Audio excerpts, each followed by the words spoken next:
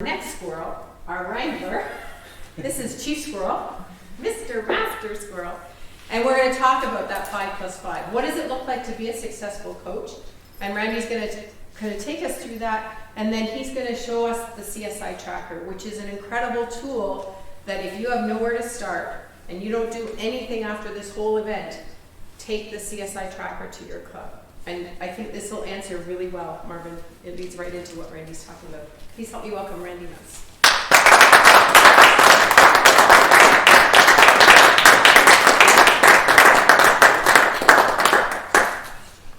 When we started Coachcraft, it was very important that we not just told you about coaching. Gord gave you great tips on the mindset and the approach from teacher to coach. But we also wanted to give tools that were specific, because when you become a coach, what do you do? That is the most important thing. What do you do, and what do you help the members of that club do? And we wanted to break that down a little bit. Most people, when they get into it, they think that they need to get those 5 DCP points, distinguished club points, plus 5 members. That's technically what you need at Toastmasters. But how do you get those? What do you really need to focus on? Some people get so focused on getting the points that they're not necessarily taking care of the activities or the behaviors that get those points. And that's what we want to chat about in this next section. It's good to know about the Distinguished Club Program.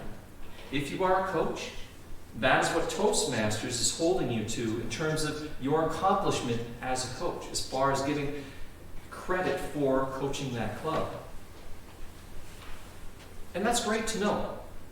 I wouldn't get so focused on that, because the behaviors I'm going to show you next are how you achieve this and how you create a sustainable club culture that will not just get 5 and 5 this once and then be in trouble next year, but they will continue to grow and perform very well into the future. That's good. All right. There it is, just showing you for that. But let's talk about what we really need. In Toastmasters, I hear all the time, we need members. Our club needs members. We need members. Well, guess what? You don't need members. Your clubs need guests. If you don't have guests, you don't get members. Guests are where the Toastmasters experience starts. You want to focus on getting your club to create a culture of inviting. That's simple. You don't have to think of yourself as selling. It's not a hard push. You are inviting your friend, your colleague, your coworker, your community member, whatever connections you have, you're inviting them to experience Toastmasters. Is it going to be for everybody? No.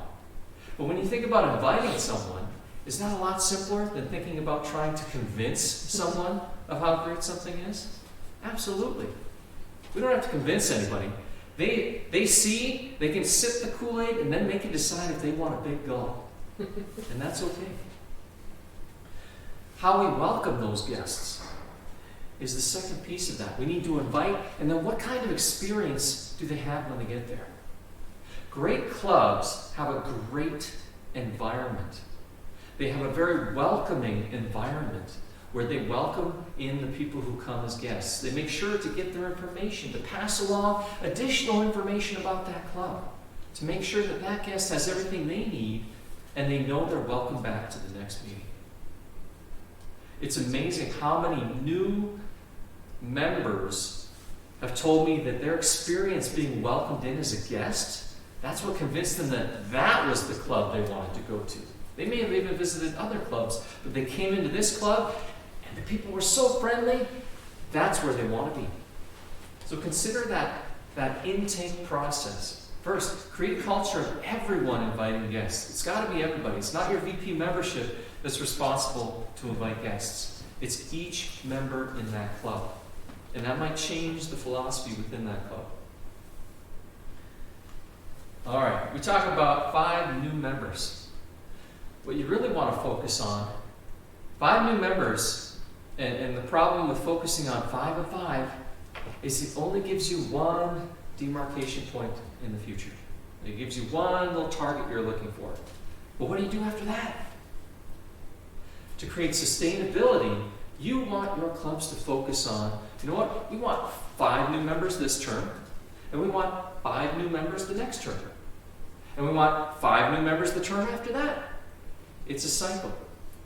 We're always inviting, which increases the chance of us getting new members, and we're focused on constant membership. To be a healthy club, we've got to focus on membership by first focusing on guest intake. And when you do that, you're focused on getting 5 new members each term. How healthy is a club going to be if they've got 5 new members every term? When you consider that you're going to lose a good percentage, 30% of your members each term, you need to replace and have that in place. All right. It's also important. Clubs that struggle often struggle because people are not engaged in the program. Strong clubs have members who are speaking regularly. They are standing at the front of the room. They are showcasing the program. It is so important.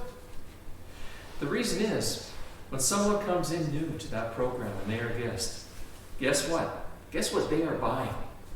They are buying you. What are they buying? What happens in that meeting? And the people up front. They come to Toastmasters thinking, oh, this is the community of premier speakers. And then nobody speaks. There's a lot of cognitive dissonance there. We want to make sure that people are engaged and moving forward in their own program. Because if they're not, they also won't be able to speak about that program. I won't be able to tell Ryan all the great things that I've learned in my Pathways experience if I'm not performing in Pathways. And finally, you got to have the leadership. You've got to have committed individuals.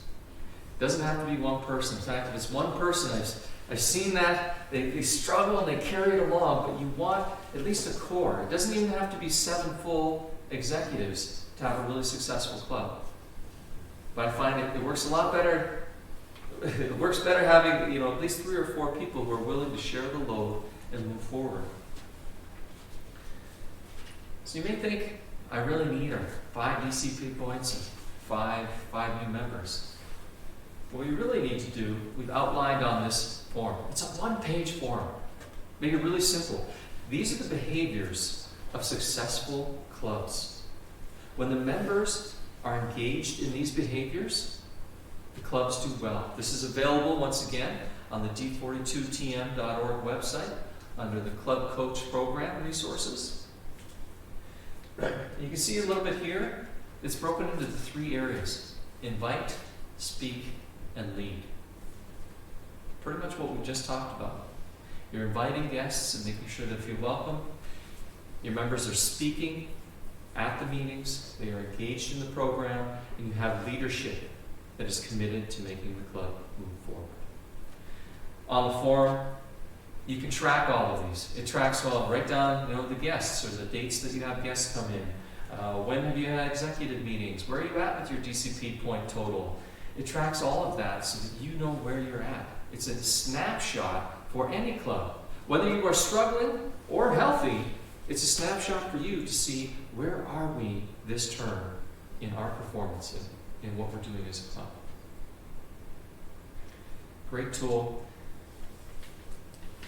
As you can see, guests, new members, who's been speaking, the DCP, who's your executive team, club executive meeting dates. Some clubs have executives that never meet. Yes? Can you guess whether they're doing well or struggling? These are all core activities that you're going to need. If you keep that in mind, you can use the club success indicators. I use that when I'm working with clubs. I use it in my own clubs. It helps me keep track of where we're at. We may know that, we haven't had many guests. Well, we need to focus our attention there. Okay, elections are coming up. We need to make sure we can put names in those boxes to know who those executives are going to be. So let's make sure we're prepared for elections. Use it as a great tool to tell you what to focus on and where to go next. Those are the club success indicators.